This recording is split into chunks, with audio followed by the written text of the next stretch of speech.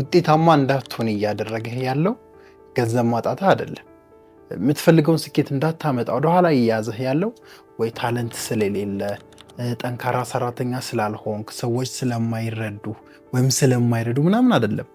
አንድ ሚስጥር አለ። በጣም በብዙዎች ዘንድ ሳያውቁት ሳይረዱት ከሚፈልጉት ውጤትና ከሚፈልጉት ስኬት ወደኋላ የሚመልሳቸው አንድ ሚስጥር፣ አንድ መጥፎ ባህሪ አለ። ኮምፈርት ዞን ወይም በአማርኛው የምቾት ቀጠና። እጅግ በጣም አደገኛ፣ እጅግ በጣም አሳሳች፣ ከምንፈልገው የህይወት ልምድ ሳናውቅ ሳንረዳ ወደኋላ የሚጎትተን ባህሪ ነው። ኮምፈርት ዞን ምንድን ነው የሚለውንና እንዴት ከምንፈልገው ውጤት ወደኋላ እንደሚጎተን በዚህ ቪዲዮ አካፍላችኋለሁ። ታላቁ ሊቃውንት ሊቅነት ነኝ። አብራችሁን ቆዩ። ቃሉ ራሱ ካያችሁት ትሪኪ ነው፣ ትንሽ አታላይ የሆነ ቃል ነውና ኮምፈርት ዞን የምቾት ቀጠና which is በቃ የሆነ ኮምፈርታብል ነው፣ ምቹ ነው። ነገሮችን ስናደርግ ስንሰራ፣ ጠዋት ወተን ማታ ስንገባ፣ ከጓደኞቻችን ጋር ጊዜ ስናሳልፍ፣ ጊዜያችንን በአግባቡ ሳንጠቀም ስንቀር፣ ትኩረት ስናጣ፣ ብቻ ብዙ ማያሳድጉንን ነገሮች ስናደርግ ኮምፈርታብል ነን፣ ምቹ ነን። ምንም አያስፈሩንም እነዛን ነገሮች አለማድረጋችን ከስኬት ወደኋላ እንደሚያስቀረን አይነግረንም። በቃ ኮምፈርታብል እንሆናለን እና በጊዜያዊነት ነገሮች ሴፍ እንደሆኑ የሚያስረዳ፣ በጊዜያዊነት ነገሮች መልካም እንደሆኑ፣ ምንም ችግር እንደሌለው፣ ረጋ ማለት እንደምንችል የሚናገረን አይነት ሜንታል ስፔስ ነው ኮምፈርት ዞን ወይም የምቾት ቀጠና። ግን እጅግ በጣም አደገኛ ነው። እኔ እንዲሁም ዝምተኛው ገዳይ ነው ምለው። ይሄ አንዳንድ በሽታዎች አሉ ዝምተኛ ገዳይ የሚባሉ፣ ዝም ብለው ምንም ሳይን አያሳዩም፣ ምንም ምልክት አያሳዩም። ነገር ግን ሰውየውን ከውስጥ እየጨረሱት ሴሉን እየበሉ ምናምን የሚጨርሱ ዝምተኛ ገዳይ የሚባሉ በሽታዎች አሉና ኮምፈርት ዞን እንደዛ ነው።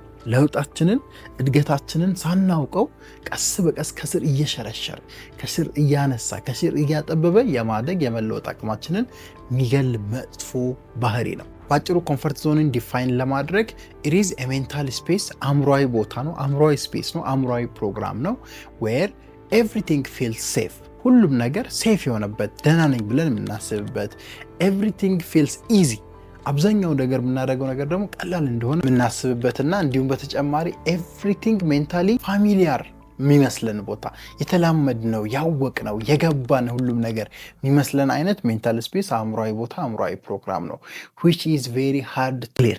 ግልጽ አድርጋችሁ ወደኋላ እንደሚመልሳችሁ ማታስቡትም ለዛ ነው። ሴፍ እንደሆነ ነው የሚነግራችሁ አእምሯችሁ። ሜንታል ውስጥ ያላችሁ ፕሮግራም ኮምፈርት ዞን ስትሆኑ፣ ምቾት ቀጠና ስትሆኑ ነገሮች ቀላል እንደሆኑ፣ ቀስ ብላችሁ ብትሰሩት እንደምትለውጡት፣ ጊዜያችሁን በአግባቡ ባትጠቀሙ ነገር ሌላ አዲስ ቀን ነው ምናምን በሚሉ ምክንያቶች ምናምን ሴፍ እንደሆናችሁ ነው የሚነግራችሁ። ዛት ወይ ስለምታስቡ ለውጣችሁን ወደኋላ እንደሚመልስ፣ ከስኬታችሁ ወደኋላ እንደሚያስቀራችሁ አትረዱ። that's why it's very dangerous።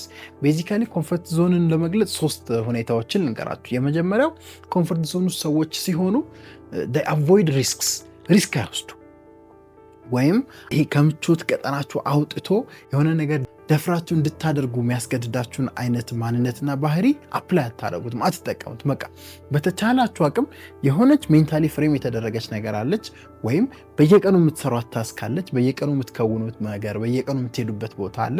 ብዙ ህይወታችሁ ላይ ለውጥ ማታሳዩበት ግን ምቹ የሆነ ቦታ፣ እዛ ውስጥ ትሆኑና አዲስ ሪስክ ሲመጣ፣ የሆነ አዲስ ነገር ማድረግ ሲጠበቅባችሁ ኖ ነው የምትሉት ወዲያውኑ። ለምን?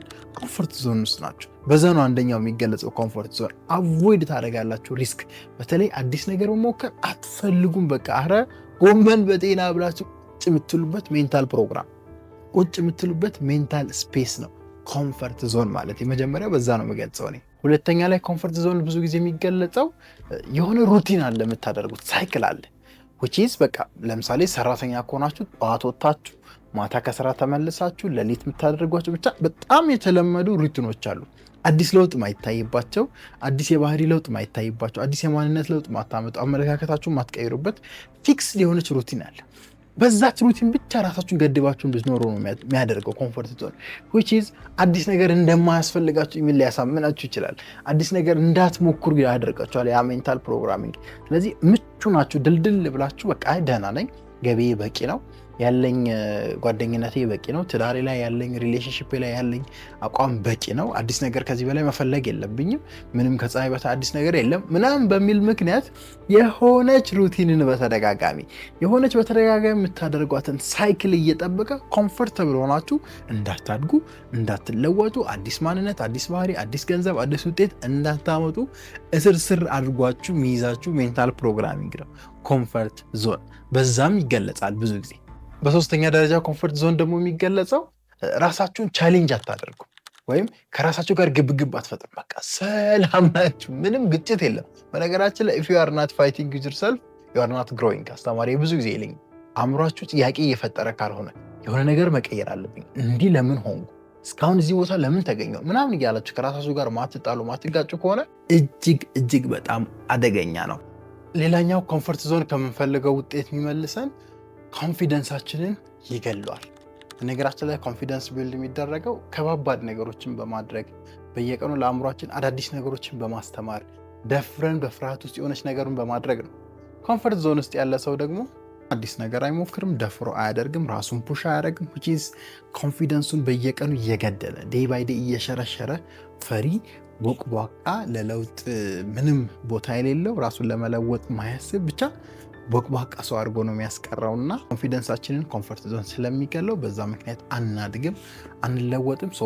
ውስጡን ቅድም ብያቸዋለሁ፣ ዝምተኛ ነው፣ ምቹ ነህ፣ ገና ነህ፣ ልጅ ነህ፣ ቀስ በል ምናምን እያለ ህይወታችንን ከስር እየበላ ውጤታችንን ከስር እየበላ አቀንጭሮ የሚያስቀረን መጥፎ ሜንታል ፕሮግራሚንግ ነው ኮምፎርት ዞን። በተቻላችሁ አቅም ከኮምፎርት ዞን መውጣትና ራሳችሁን አዲስ ቻሌንጆችን ማለማመድ፣ ሪስክ መውሰድና የባህሪ ለውጥ ማምጣት ይጠበቅባቸዋል። እንዴት ግን ከኮምፎርት ዞን ደግሞ መውጣት እንችላለን? በቀጣይ በክፍል 2 ቪዲዮ መፍትሄ ሀሳቦችን ተመልሼ ይዤ የሚመጣ ይሆናል። እስከዛ ሳብስክራይብ አድርጋችሁ ቤተሰብ ሆናችሁ ጠብቁኝ። ታላቁ ሊቃውንት ሊቅነት ነበርኩኝ። በቀጣይ አስተማሪ ቪዲዮዎች እስክንገናኝ ቻው።